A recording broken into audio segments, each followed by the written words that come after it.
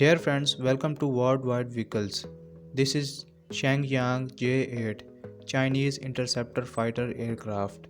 The Shengyang J8 was a domestically built, high-speed, high-altitude, single-seat Chinese interceptor fighter jet in 1980.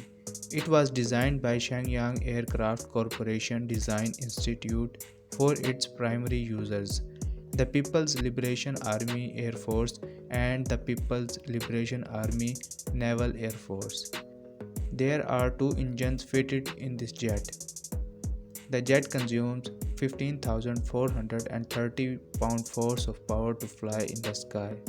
It can run with a maximum speed of 2,222 km per hour. Its travel range is 2,200 km without refueling. It can fly up to 59,000 feet in the sky. Its rate of climb is 200 meters in 1 second. It requires 630 meter distance for takeoff and 900 meter distance for landing. It can fly by carrying maximum load of 17,800 kg. Its fuel tank capacity is 1,465 gallons. There is only one seat in this jet.